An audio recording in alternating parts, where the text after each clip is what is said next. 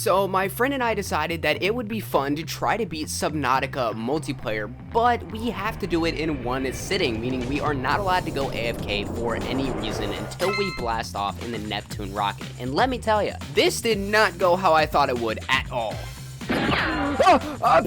What? Did you die? It was glitches like these that would end up causing us to be playing this game for a lot longer than I thought we would.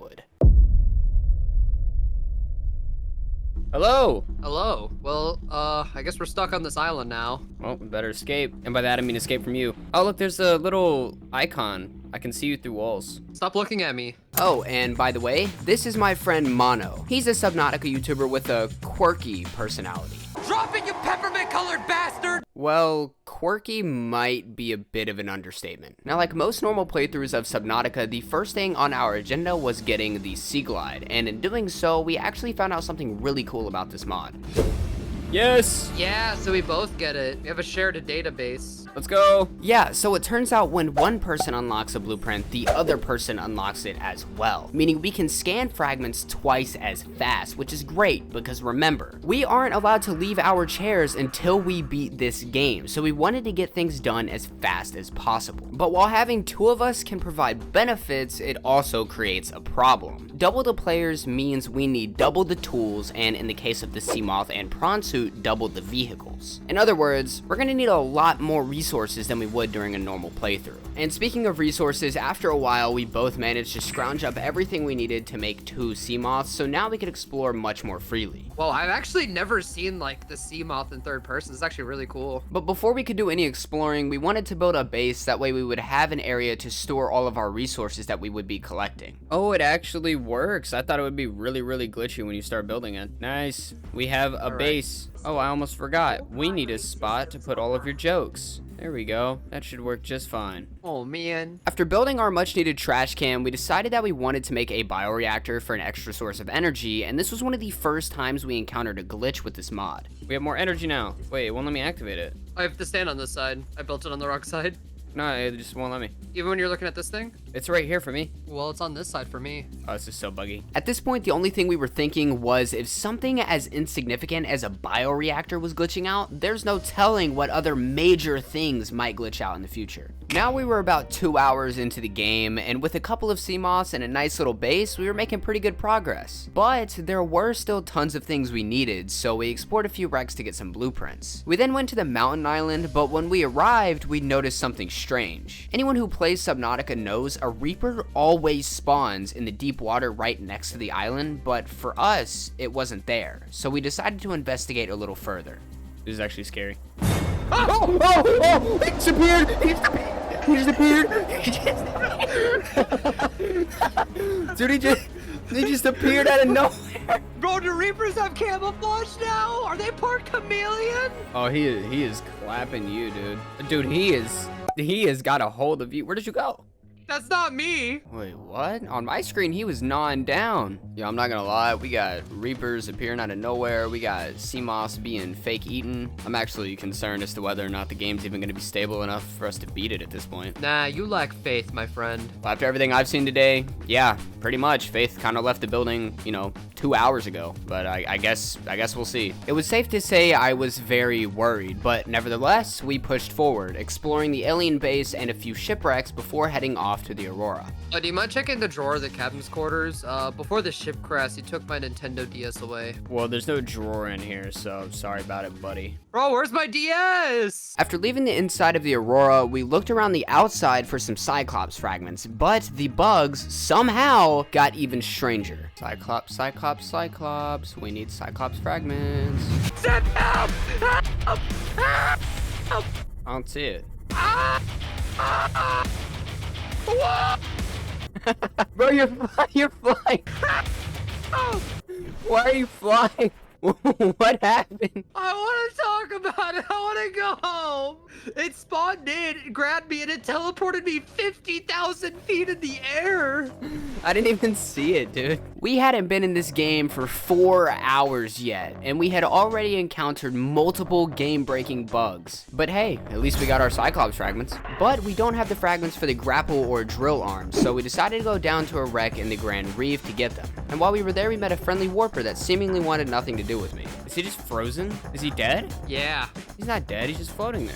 Yeah, I ruined his brain with my bad jokes. Well, that one makes sense. I even tried knifing the warper to see if he would move, but no luck. At around the 6-hour mark, we built our prawn suits, and we actually found out that you can use them to take a ride on the back of a sea moth. No way this actually works. We decided to go back to the mountain island, and the Reaper was actually there this time, except for the fact that it was as stiff as a board. But make no mistake, it was still very deadly. It's not frozen anymore. It's not frozen anymore. It's not frozen anymore. After that absolute heart attack, we built our Cyclops. And let me tell you, I thought the glitches we experienced before this were bad, but I was sorely mistaken. Let me give some context here. So we only built one Cyclops because both of us can ride in it. Now, for me, the Cyclops was in a creepvine forest, but for Mono, that same Cyclops was located closer to our base. So for whatever reason, the same Cyclops, the one and only Cyclops that we built, was in 2 different locations at once. And that just spelled complete chaos the second Mono tried driving it. It's okay, trust. Like, I'm in a creepvine forest. What? Did you die? I'm in the sand dunes, bro. I just got launched. Despite being utterly flabbergasted, I traveled all the way back to the life pod and we began to make our way down to the Lost River. But sadly, the glitchiness wouldn't stop. Mono. Yeah. Wait, let me in. Mono. Huh? Mono, let me in.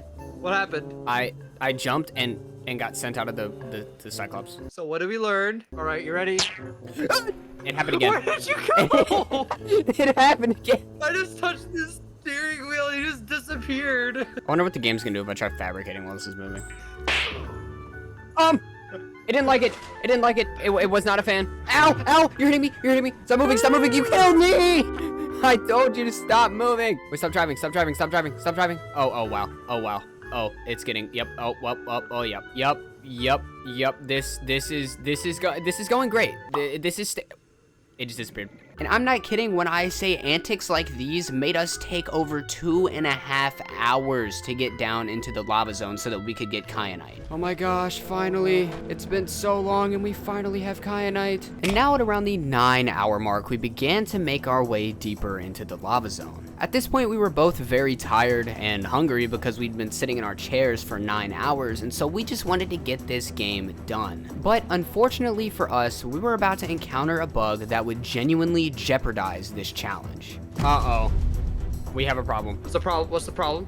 I put the purple tablet in and the door's not opening. Now you might be wondering what's so special about this door. Well, behind it lies the blueprint to the ion power cell and the ion battery. 2 components required to build the Neptune rocket that we need in order to beat the game. So if we can't somehow get this door open, everything we have worked for, all the struggles with all the glitches, all the resource gathering, all the exploring will have been for nothing. And we will have spent 9 hours of straight gameplay just to fail. Oh no, dude. We can't beat the game without this. And so we did the only thing we knew we could, leaving and joining the server multiple times until suddenly... It just opened. Wait, really? It opened. Let's go! Oh my gosh, dude, I really thought that this game was gonna just be over right there. And now completely rejuvenated, we made our way into the primary containment facility where we split up to grab all the seeds in order to make the hatching enzymes. And what's funny is the eggs were invisible for me, so when we went to hatch them, the sea emperors just kind of popped up out of nowhere. I literally can't. Oh, wow, they're just appearing out of nowhere. Oh, what is happening? And after curing the virus, that only left one more objective for us to complete in order to beat the game. Building the Neptune rocket. And so we began crafting, building the platform first, followed by the gantry, the boosters, the fuel reserve, and finally the cockpit. And at around the 12-hour mark, we were now finally just about ready to blast off. Here we go. Dude, this has been like such an exhausting game. I really, going into this, did not think that it would be this exhausting. Me neither. I was like, oh, Subnautica's a pretty short game. This should be nice and fun. Nope, this is it. Oh no, it says I can't activate it because it says the reinforcement platform is still active even though we definitely deactivated it. But I can launch the rocket. Oh! He launched it for me. 5, 4, 3, 2, 1. Let's go! We did it! We beat the glitchiest game of all time, Subnautica multiplayer, in one sitting. And if you want to see me try to beat Subnautica without eating, click the video on screen.